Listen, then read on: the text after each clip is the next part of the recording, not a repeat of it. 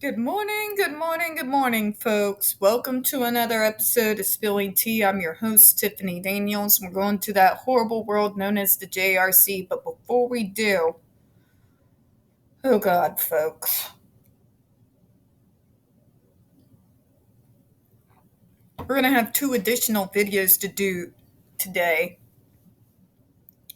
because it's been brought to my attention by a newly acquired ally of a situation that took place out in the UK in regards to a hospital. And God, let me get the words.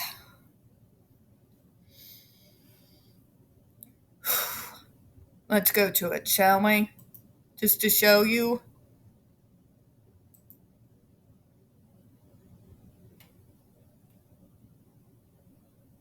Okay.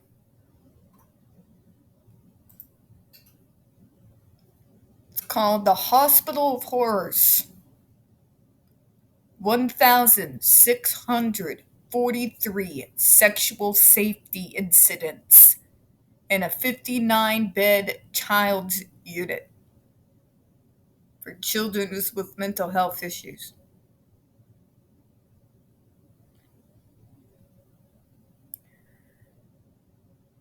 It's days like this, folks,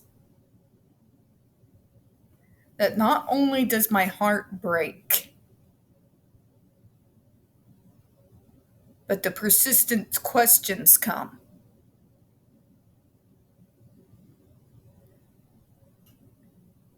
Where's the outcry? Very obviously, everywhere we turn, people with mental health issues and disabilities, especially kids, are being preyed upon. We're being tortured. We're being abused. We're being raped. We're being beaten. We're being starved. And there's no outcry. The only senator, which was on a state senate that spoke up for us, is gone these days. There's no outcry for protections, for investigations to be done.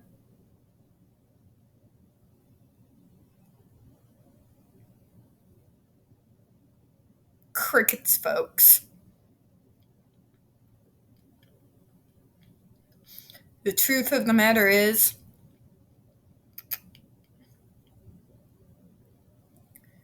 there's no protection for us. And all too often, feels like nobody cares.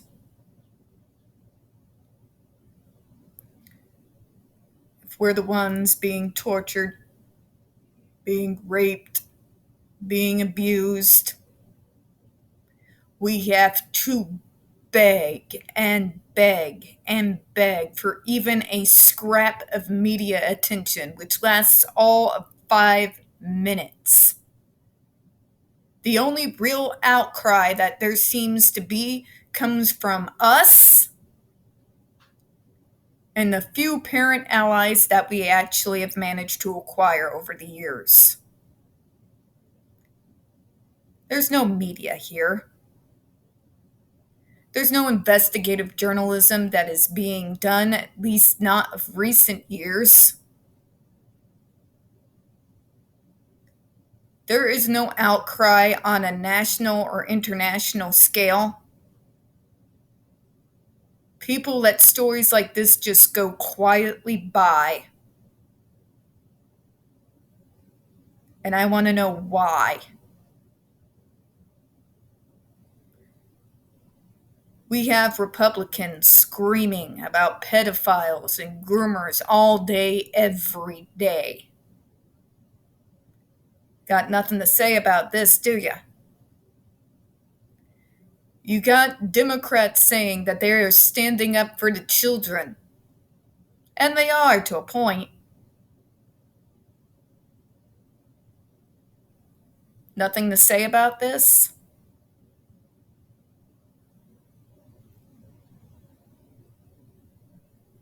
This is what I'm talking about with society. We go unnoticed. Our pain gets swept under the rug. Nobody says anything. And the only ones marching are us. Why? Why? Every year, we put up more names on the disabilitymemorial.org. Every year, there's a new school, a new hospital, a new camp. Nothing. Nothing.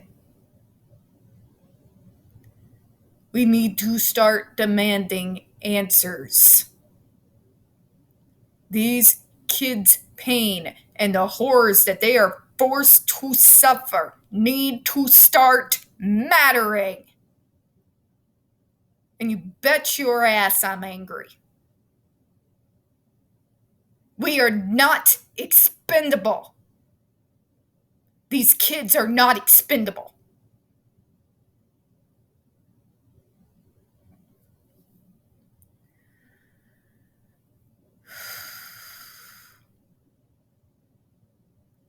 I get these reports all the time, folks. I spread them as much as I can, but I am only one person. And we, the disability rights, mental health rights, all of us need your help. We've been begging and begging for years with nothing but crickets for our efforts. Get involved.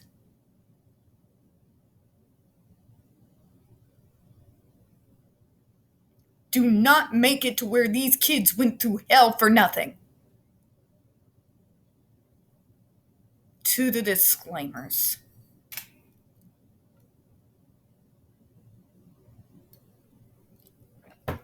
Freaking shaking. In the description box, folks, you're gonna find the article that the Judge Rotenberg Educational Center doesn't want you to read. It's written by NeuroClastic, a small non-for-profit started by autistics for autistics, wherein they interviewed and surveyed over 900 ABA professionals in regards to the JRC's so-called behavior modification program.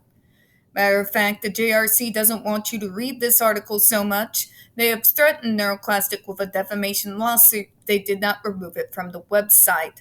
NeuroClastic has refused, so you know the drill, folks. Please read that article and share it on all your social media. You're also going to find NeuroClastic's public statement regards to the defamation lawsuit threat, as well as a link to their GoFundMe. We are crowdfunding in case the JRC actually has the balls to see through with their threat. We also have linked in there the Ozark's first article in regards to the Agape boarding school / now known as Stone for Help boarding school situation. This is a so-called Christian-themed boarding school based out of Stockton, Missouri that has, and counting, over 21 civil lawsuits, claims, and allegations leveled against it, all which have been substantiated by the Missouri Department of Social Services and include the following: sodomy, rape, sexual assault, child abuse, psychological and emotional abuse, child trafficking, starvation, and that's just for starters. You have one former staff member arrested by the FBI, another a doctor still on the premises with full access to the boys up on multiple substantiated claims of sodomy, rape, and sexual assault of the boys there. You have an attorney general too busy being afraid of drag queens to actually go after the real pedophiles in this state. And you've got a governor who's so mega that at this point I think he should be admitted for his own safety. So please share that article on all your social media. We got the other pertinent links to the Stop the Shocks campaign as well, including Autistic Hoya's massive archive on the subject. Jennifer Masamba's behavioral sheet of shockable offenses. A clip out of the 7-hour ordeal undergone by Andre McCollins back in 2002. The templates and the ever-present self-explanatory change.org shut the Judge Rotenberg Center down petition. When we discuss the JRC, you're going to hear vivid descriptions of and catch clips of surveillance footage of people with disabilities being tortured and abused. If you got young children present, please use your headphones, all right? This channel is marked not for children for a reason. We use profanity on occasion, and we do talk on dark subjects. If your child is 16 and younger and they are watching this, very obviously, parental supervision is advised, all right? All right, trigger warning, folks. We are about to once again descend into the mad ravings of the lunatic mind known as Dr. Matthew Israel. You're going to hear gaslighting, victim blaming, and shaming, pseudoscience, numerous lies, all coming from a man with a massive ego and even larger God complex. So, folks, prepare yourselves for the stupid, all right?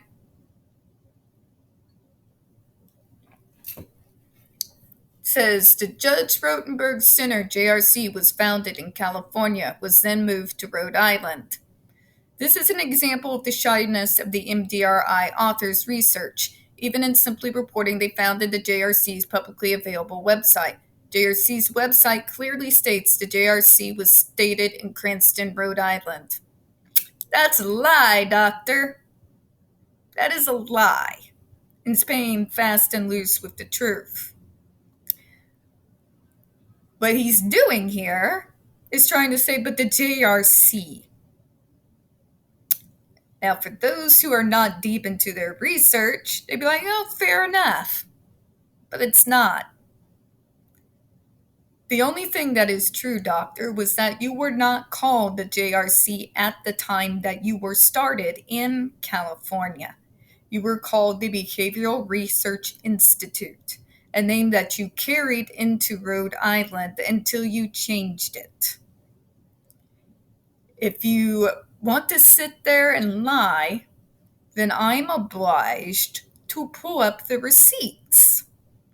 Where did MDRI get this so-called shoddy information? From public records, doctor. Allow me to show you. This is why this archive is important, folks. What you're going to see right here, it's called the California Department of Social Services, with an investigative report that we've actually gone over on this channel. You see that date there? 29th of January, 1982. Public records, doctor. Receipts. This is the document that shows the abuses that were found at the BRI in California where it was founded. Those of you who've gone through this particular document with me know of the horrors that were listed, including kids tied to poles for hours on end, not allowed to bathe or leave themselves. Tied to poles, tied to radiators, and all kinds of just mind-numbing cruelty. You see, doctor, you can't sit there and lie when we've got the receipts. Would you like to know who also had access to this investigative report that was done in California before this man tucked tail and run and took his insanity over into Rhode Island? Right? Sorry. I like to keep those up. It makes it easier for me to put them up in the morning. You're a liar, doctor. The fact of the matter is, you absolutely did get started in California when your name was the Behavioral Research Institute, where the state of California, at the prompting of several disturbed parents did a full investigation of what you got up to in that school due to one of the first deaths that you are responsible for. The individual that you had bound on all fours on a bed with a helmet on face down, like you did to Andre McCollins, where he then died from asphyxiation. The level of the cruelty was so great that California banned this man from ever setting foot with his insanity inside the state of California again. The school remained, changed names, and had to do away with a good majority of the aversives and the tactics that they were using at the time, and remained until Tobin World was closed down, again by California, in the late 2000 teens. You know what this shows, Doctor?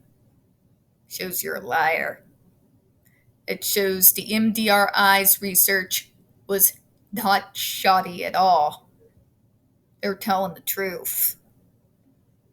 What they reported about what you got up to in California is completely factual and entirely based on this here investigative report.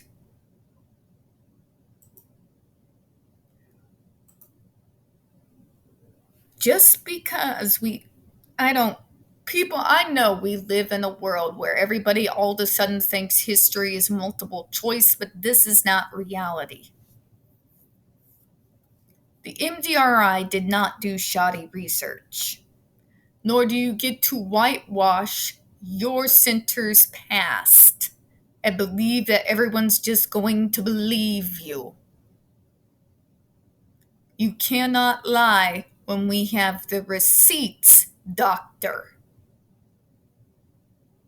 Okay. And why were you thrown out of Rhode Island subsequently after, Doctor? Why did you move to Massachusetts? I noticed you didn't mention that.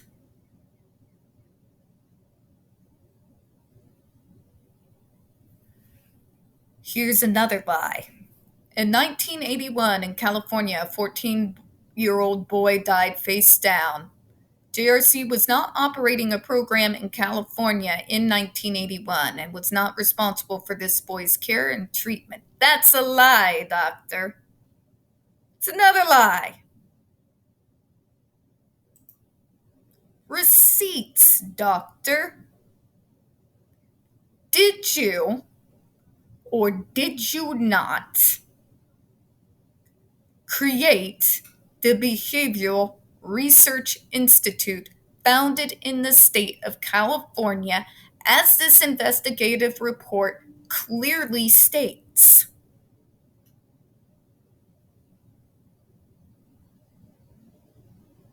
Because he did, folks. Did this individual whose death you are 100% responsible for reside in one of the residences that was controlled by the Behavioral Research Institute of California? Yes or no? Because the boy did, folks. Read this report. You're a liar, Doctor. And what he's trying to do, as he's done previously, is play semantics with us. Because it was not called the Judge Rotenberg Center at this particular time, he's trying to say, but our center here was never a part of it. But let's go back in history, Doctor. When you moved into Massachusetts, you were still using the name Behavioral Research Institute. That name did not change into the 1986 case where you had a judge rule in your favor In which case, as a disturbing thank you, you have used his name on your center ever since.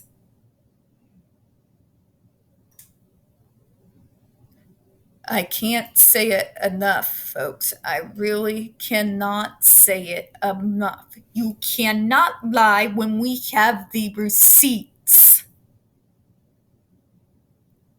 Okay? You can't lie about the past that you had in California, Doctor. Not when we've got the investigative report of what you and your staff got up to while there. You see what I'm saying? You were very much involved. You are the founder of the BRI that later became the JRC. You had control of that facility in California. It was your methods, your research institute, your school, your so-called adversives that cost that boy his life, and you don't get to skit away on technicalities, Doctor.